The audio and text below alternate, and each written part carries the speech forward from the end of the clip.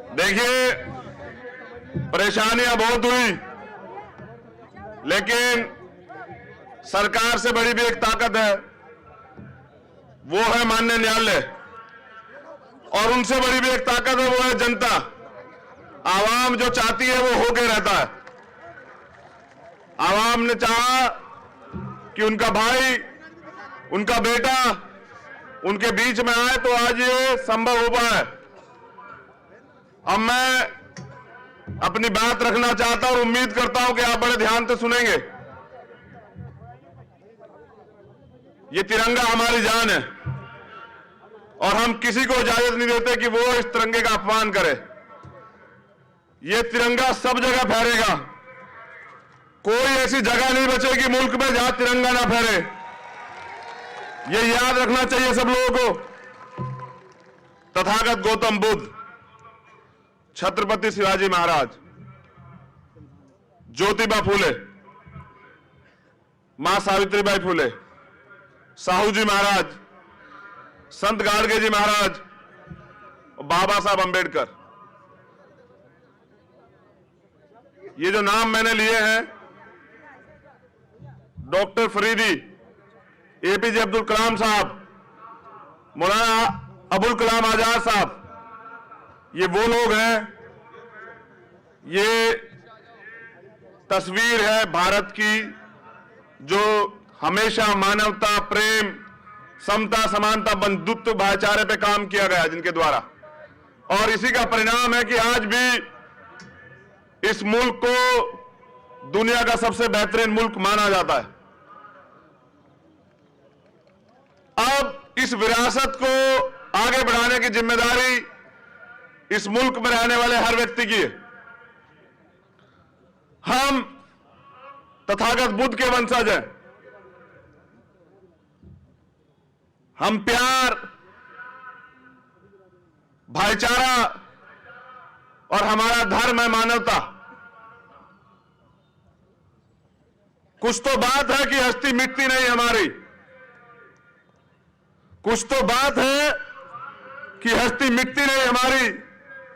सदियों रहा है दुश्मन, दौड़े जहां हमारा।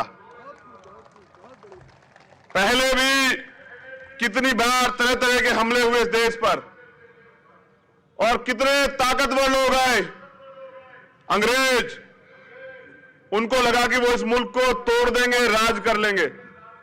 लेकिन जिस दिन इस मुल्क के मेरे प्यारे भाइयों ने, बहनों ने, बुजुर्गों ने इस मुल्क को बचाने के लिए आंदोलन का रास्ता अपनाया तो उनको भी जाना पड़ा। जो ये कहते थे कि हम इस मुल्क पे राज करेंगे। परेशानियां कुछ दिन की होती हैं, आज भी परेशानियां हैं, मगर सलाम करता हूं आप सब लोगों को जो आंदोलन कर रहे हैं सड़क पर और पूरी दुनिया को दिखा रहे हैं कि लोकतंत्र किसे कहते हैं। सलाम करता हूं तमाम बहनों को, उन भाइयों को जिन्होंने पिछले 2 महीने से सड़क का रास्ता इख्तियार किया है और बताया है कि आंदोलन किसे कहते हैं। आजाद भारत में ये सबसे बड़ा आंदोलन है और जब इतिहास लिखा जाएगा तो सुनहरे अक्षरों पे लिखा जाएगा इन बहनों का, इन भाइयों का, इन बुजुर्गों का, इन बच्चों का नाम जो मुल्क को बचाने के लिए लड़ रहे हैं।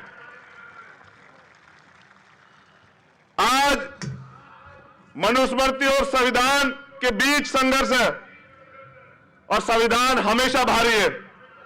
और ये आप जानते हैं कि संविधान की ताकत की वजह से आज बाबा साहब का बेटा यहां बोल रहा, क्योंकि संविधान इस देश को जोड़ता है, समता, समानता, बंधुत्व, भाईचारे की बात करता है। और मनुस्मृति आदमी पे आदमी के शोषण को बढ़ावा देती है। तो इस देश में राज तो चलेगा, लेकिन चलेगा इसका।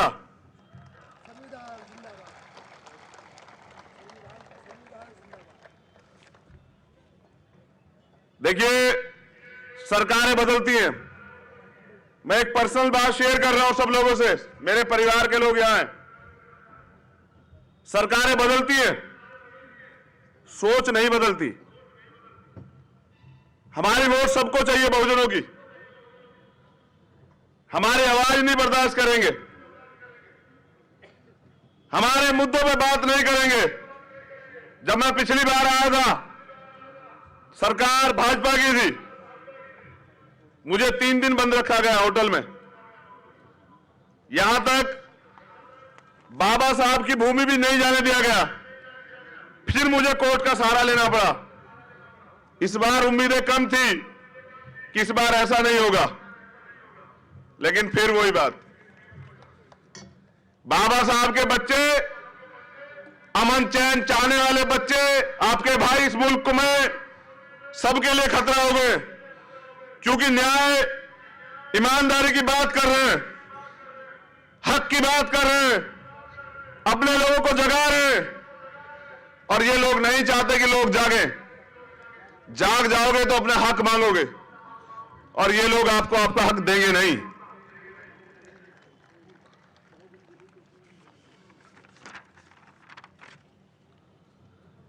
ये लोकतांत्रिक देश है। गौर से सुनना सब लोग। लोकतंत्र में सरकार की क्या जिम्मेदारी होती है?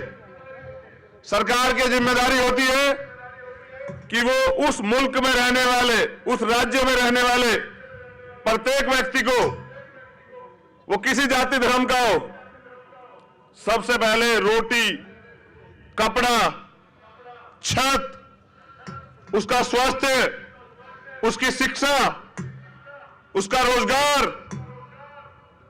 उसकी सुरक्षा, ये सुनिश्चित करे।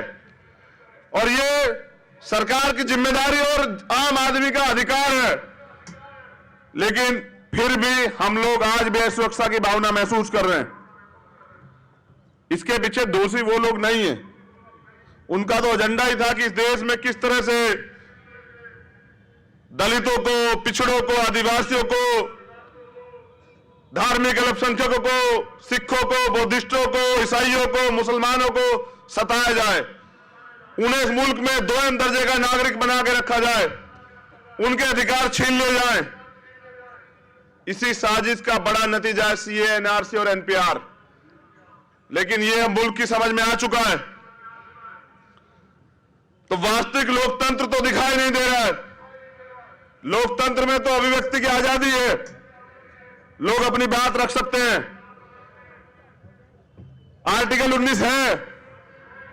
आप सरकार द्वारा बनाए गए किसी कानून का समर्थन नहीं करते, आप सुप्रीम कोर्ट द्वारा दिए गए किसी निर्णय का समर्थन नहीं करते, तो राइट टू प्रोटेस्ट है। और माननीय न्यायालय ने, सर्वोच्च न्यायालय ने भी इस बात को सीए, एनआरसी, एनपीआर पर जो प्रोटेस्ट हो रहे हैं, प्रोटेस्टरों के लिए बात कही है कि आप अपने प्रोटेस्ट जारी रखें। मगर सरकारें क्या कर रही हैं? हक की बात करने के लिए सभाएं होती है तो नहीं होंगी। अगर सड़क पर आएंगे, आंदोलन करेंगे तो लाठियां मिलेगी, गोलियां मिलेंगी, मुकदमे मिलेंगे, जेल मिलेगी। लेकिन इनकी समझ में यह नहीं आ रहा कि जो लोग मुल्क को बचाने निकले वो सर पर कफन बांधकर निकले। ना वो लाठी से डरते, ना वो गोली से डरते, ना वो मुकदमों से डरते, ना वो जेल से डरते। और जिन्होंने पहले कुर्बानियां दी है वो फांसी से भी नहीं डरेंगे। आने वाला वक्त ऐसा होगा कि आप चलाओ लाठी, आप चलाओ गोली, आप लगाओ मुकदमे, हम अपने मुल्क को बचाने के लिए कुर्बान हो जाएंगे। लेकिन उफ नहीं कहेंगे। हमने सीखा अपने महापुरुषों से कि ये मुल्क हमारा है, इसको बचाना भी हमें है, इसको आगे बढ़ाना भी हमें।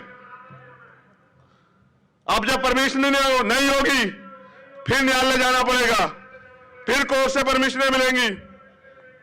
अब 8 घंटे की आजादी मांगी थी, मगर माननीय न्यायालय ने 3 घंटे की दी। हम न्यायालय का सम्मान करते हैं। 3 घंटे बहुत हैं। गुलामी के 100 साल और स्वतंत्रता के आजादी का 1 घंटा, 3 घंटे बहुत है मेरे लिए।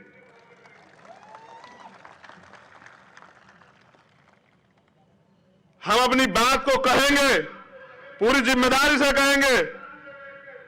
ये आज वक्त की जरूरत है। हम गैर जिम्मेदार लोग नहीं है मुल्क में। मैं उत्तर प्रदेश के सीएम आदित्य योगी नाथ की तरह गोली और बोली के बयान नहीं दूंगा। जैसे वो कहते हैं कि जो बोली से नहीं मानेगा गोली से मानेगा, मैं ये कह रहा हूं चलाओ गोली। कल बंद है हमारा भारत बंद किया हमने आरक्षण और सीए एनपीआरसी एनआरसी और एनपीआर को लेके। आप चलाओ गोली, मारो हमारे निर्दोष लोगों को। मगर याद रखना, भाजपा के लोगों, सरकार बदलेगी। जिस दिन सरकार बदली, एक एक जुर्म का हिसाब लिया जाएगा। ये जो क्राइम तुम कर रहे हो, लोकतंत्र में भारत का संविधान ये कहता है कि सबको बराबरी के अधिकार है। क्राइम करने वाला चाहे आम आदमी हो, चाहे प्रशासन का व्यक्ति हो, चाहे शासन का व्यक्ति हो, चाहे कोई मंत्री हो, चाहे गृह मंत्री हो, मुख्यमंत्री हो, चाहे वजीर आजम हो, जो क्राइम करेगा सजा जरूर मिलेगी। आज हो सकता है बच जाओ, कल बहुजनों का राज आएगा तो नहीं बचोगे। वादा कर रहा हूं मैं अपने आवाम से, क्योंकि असली मालिक जनता है और जनता है सड़कों पर है। हम रोजगार मांगने आए थे, हम भ्रष्टाचार खत्म करना चाहते थे, हम जीडीपी में बात कर रहे थे, हम सुरक्षा पे बात कर रहे थे, हम एजुकेशन पे बात कर रहे थे, लेकिन इन्होंने पूरे मुल्क को नोटबंदी की तरह सड़क पर लाके खड़ा कर दिया। इसके पीछे एकमात्र उद्देश्य यह है कि जो एंटी बीजेपी है देश में, उसकी वोट बंदी करनी है, उसके वोट का अधिकार छीनना है। मगर मैं याद दिला देना चाहता हूं इस मुल्क के हर एक व्यक्ति को कि बाबा साहब ने वोट का अधिकार या कॉन्स्टिट्यूशन में मिला एससी एसटी ओबीसी को रिजर्वेशन या समानता का अधिकार या अभिव्यक्ति की आजादी बड़े संघर्ष से दिलाई। उन्होंने आगरा में 18 मार्च 1956 को एक भाषण दिया था। यह मैं अपने लोगों से भी कह रहा हूं, जय जयकार करने से काम नहीं चलेगा। जय भीम का नारा महाराष्ट्र ने दिया, आज पूरी दुनिया में गूंज रहा है। मैं कहना चाहता हूं, चित्र नहीं पकड़ना है, चरित्र पकड़ना है। बाबा साहब ने संघर्ष किया, बलिदान दिया, तो बाबा साहब ने यह कहा 18 मार्च 1956 को आगरा में कि मुझे मेरे पढ़े लिखे लोगों ने धोखा दिया। दुखी मन से, तड़पते हुए, और यह भी कहा कि मैं बड़ी मुश्किल से इस कारवां को यहां तक लेकर आया हूं। अगर आप इसे आगे नहीं बढ़ा सकते तो इसको पीछे मत जाने देना। आज कारवां लुट रहा है, आज समय है, आओ सड़क पर। क्योंकि मान्यवर साहब काशीराम ये कहते थे कि जब आप संसद में बहुमत में ना हो तो सड़क पे बहुमत में रहना, जिससे कोई भी सरकार तानाशाह ना हो। जैसे आज की सरकार हो गई है, जो मन आता है कानून बना देते हैं, जनता की परवाह नहीं करते। मुझे कहा गया है, जब मैं दिल्ली की जमा मस्जिद से इस कानून के खिलाफ आंदोलन करने आया, तो जब मुझे बेल मिली तो मुझे कहा गया माननीय न्यायपालिका द्वारा कि चंद्रशेखर, आप देश के वजीर आजम का सम्मान करें। करूंगा सम्मान, क्योंकि बाबा साहब के बनाए संविधान की संवैधानिक कुर्सी पर बैठे हैं वो। लेकिन मैंने भी ये कहा, देश के वजीर आजम को भी कहिए कि वो देश की जनता का सम्मान करें, वो देश के संविधान का सम्मान करें। अगर वो ऐसा नहीं करते तो मुझसे सम्मान की उम्मीद न रखें। ये जनता है, ये नहीं चाहती ऐसे कानून सीए, एनपीआर, एनआरसी जैसे। ये जनता है, ये मुख्य विकास की मुख्य धारा में आके अपने देश को आगे बढ़ाना चाहती है, मगर आपके एजेंडे हम समझ रहे हैं और ये भी समझ रहे हैं ये मुल्क किसी के बाप का नहीं है, ये सब लोगों का मुल्क है। और मुझे सभा करने से यहां कोई नहीं रोकेगा। मैं कहूंगा अपनी बात और देश के हर कोने में जाकर कहूंगा। ये जिम्मेदारी आज जो भरोसा मेरे लोग मुझ पे करते हैं उसको आगे बढ़ाने की जिम्मेदारी मेरी है।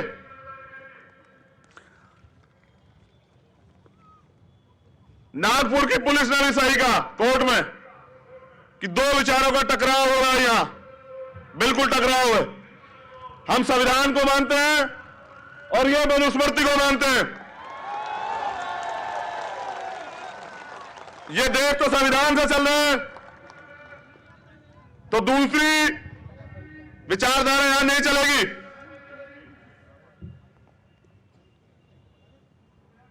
देश में यह मनुवाद तभी खत्म होगा जब आरएसएस पे बैन लगेगा। जब तक यहां इस पे बैन नहीं लगेगा तब तक यह नहीं होगा।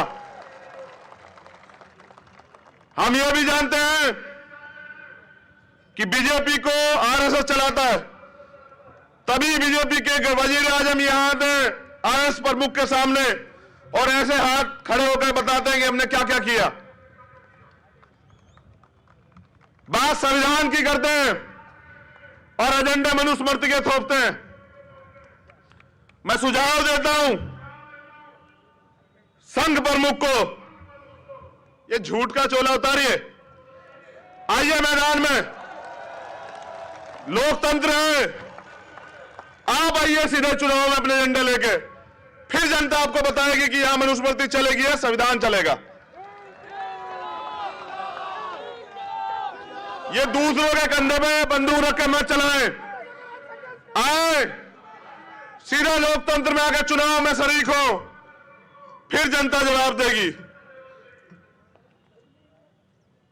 इन्हीं का एजेंडा ये एनआरसी, एनपीआर और सीए।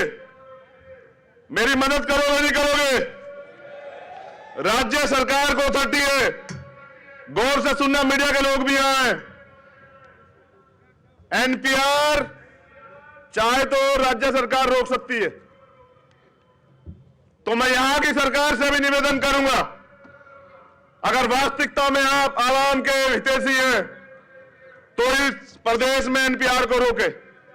अगर आप ऐसा नहीं करते हैं तो हमारी समझ में आ जाता है कि आप भी हमारे विरोधी हैं, फिर आपके खिलाफ भी जन आंदोलन होंगे, फिर आपके खिलाफ भी राइट टू प्रोटेस्ट का प्रयोग होगा। आरएसएस बैकडोर से रिजर्वेशन को खत्म करवा रही है। बार बार संघ प्रमुख बयान देते हैं समीक्षा होनी चाहिए, हिस्सेदारी पूरी तो होने दो। अभी से डर गए? अभी तो हमारे लोग अच्छी कुर्सी में बैठे भी नहीं है, अभी तो हमारा प्राइम मिनिस्टर भी बनेगा, अभी तो बहुत सारे स्टेट में, सभी स्टेटों में हमारी सरकार भी आएगी। हम देंगे आरक्षण तुम्हें, जो अलग मत के लोग हैं उनको हम देंगे आरक्षण। हम लेने वाले नहीं देने वाले बनेंगे, अभी हमारा समय आने दो। तो ये जो साजिश की जा रही है, आपने कुछ दिन पहले कहा मोहन भागवत जी कि बहस होनी चाहिए, समीक्षा होनी चाहिए। मैं आपको चुनौती देता हूं, मैं आपको चैलेंज करता हूं, आप कीजिए बहस, मैं यहां हूं। आप रिजर्वेशन के आंकड़े लाइए, आप 4000 साल से हमें सताए गए आंकड़े लाइए, जहां महिलाओं को पैर की जूती समझा जाता था, जहां हमें पानी पीने की इजाजत नहीं थी, जहां हमें पढ़ने की इजाजत नहीं थी। ये तो शुक्र मानिए, एहसान है राष्ट्रपिता ज्योतिबा फूले का, मां सावित्रीबाई फूले का, मां फातिमा शेख का, कि उन्होंने पहले स्कूल खिलवाए, अपनी जमीनें देके और हमें पढ़ने का अधिकार मिला। ये महापुरुष है जिनका मैं जिक्र कर रहा हूं, वो महापुरुष नहीं है जिन्होंने अंग्रेजों से माफी मांगी। हम सब इतिहास जानते हैं, हमारी वैचारिक लड़ाई है। बाबा साहब ये कहते थे कि 1000 तलवार और 1 कलम बराबर होती है। जिस दिन कलम की ताकत इस जमहूरियत के हाथ में आएगी ना, इस आवाम के, फिर ये मुल्क सबसे बेहतरीन मुल्क बनेगा दोबारा। आरएसएस के लोग तिरंगा यात्रा निकालते हैं, देशभक्ति के सर्टिफिकेट बांटते हैं। आपने क्यों नहीं लगाया अपने हेडक्वार्टर पे तिरंगा? वो तो बोले जो पहले सही हो। यहां लगाइए तिरंगा पहले, फिर करेंगे बात आपसे। और तिरंगा लहराया भी है और अब हर जगह लहराया जाएगा तिरंगा। ये तिरंगा शान है हमारी। हम सब रास्ता नहीं चाहते, हम समानता चाहते हैं। हम सुरक्षा नहीं चाहते, हम अधिकार चाहते हैं। मैं नागपुर की धरती पे बताने आया हूं, ये दीक्षा भूमि की धरती है, ये बुद्ध की धरती है। बहुत हुआ, हर सब्र की एक सीमा होती है। अब हम सड़कों पे आएंगे, अपने अधिकार छीन के लेंगे।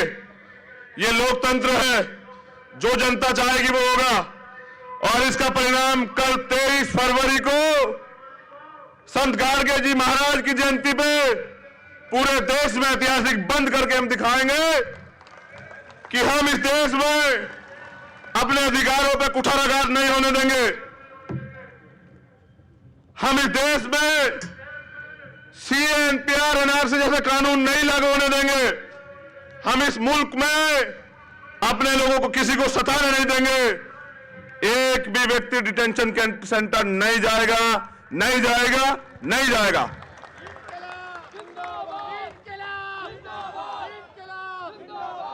इनकलाब आएगा, मनुवाद हारेगा, अंबेडकरवाद जीतेगा, बाबा साहब के संविधान की जीत होगी, फिर भारत पर बुद्ध भारत बनेगा।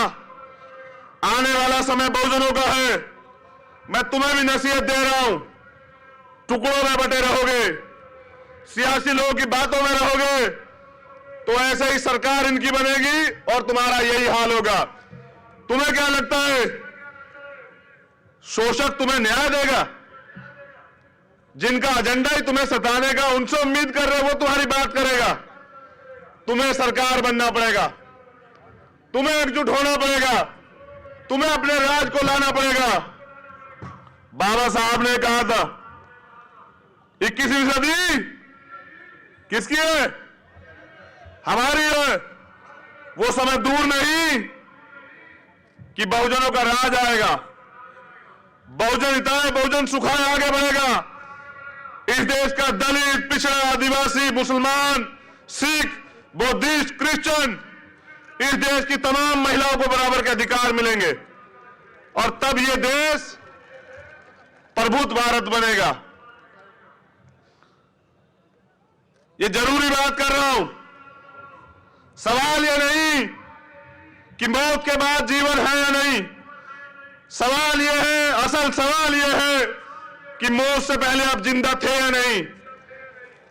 मुर्दा लोग मिशन नहीं चलाते और जिंदा लोग रुकने नहीं देते। इसी बात का एहसास कराने के लिए निकला हूं। और जैसा मैंने कहा, जान तो एक दिन जाएगी। अब ये मुझे तय कर रहा है कि गुलाम बनकर जीऊंगा या आजाद जीऊंगा। जैसा मैंने कहा, गुलामी के 100 साल और आजादी के 3 घंटे, ये 3 घंटे मुबारक हैं। लेकिन आजाद जिया था, आजाद मरूंगा। और मैं ये भी बता दूं कि हम यहां गुलामी सहने के लिए नहीं पैदा हुए। हमारा जन्म यहां राज करने के लिए हुआ है।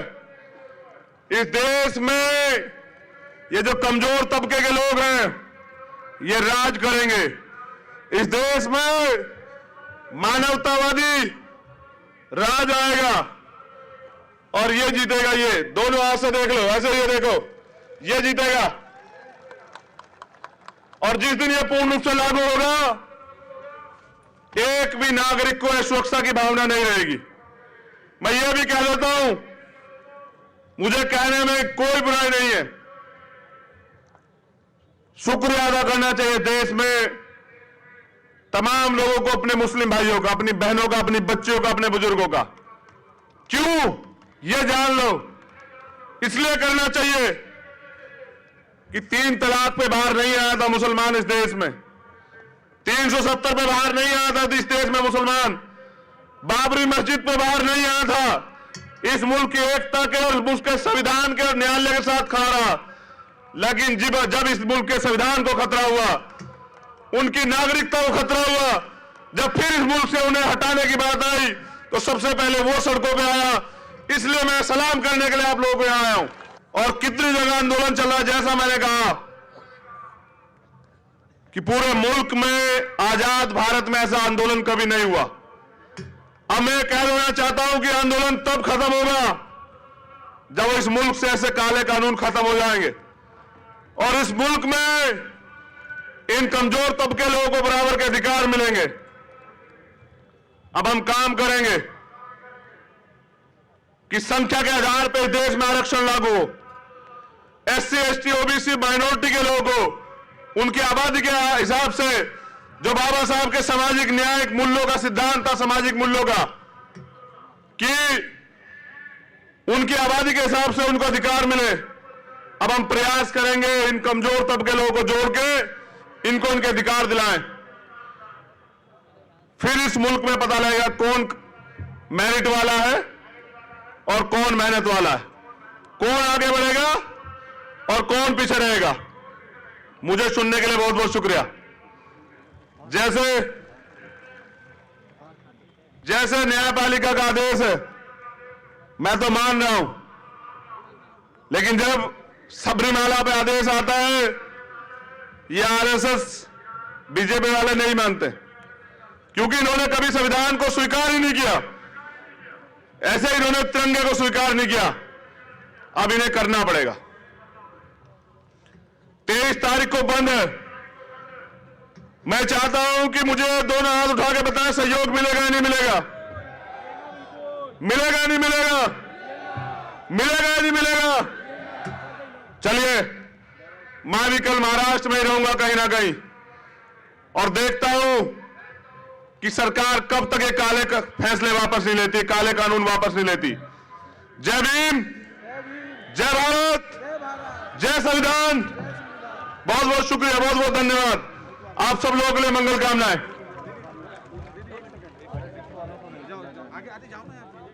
अच्छा सुनिए, एक बार इतनी जोर से नारा लगाओ कि दिल्ली तक आवाज जाए। कुछ लोग यहां जय भीम सुनना नहीं चाहते, उनके एजेंडे में नहीं है। सुना दे उनको जय भीम, सुना दे क्या? जय भीम। कार्यालय तक आवाज जानी चाहिए।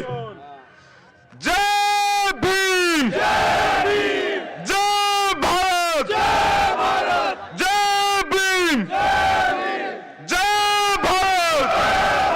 आवाज दो,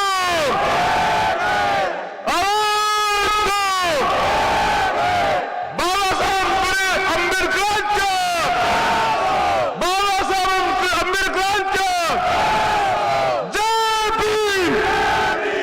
बहुत बहुत शुक्रिया। Subscribe to Nation Next YouTube channel and press the bell icon to get regular updates from Nation Next. Also like Nation Next Facebook page and follow us on Instagram and Twitter.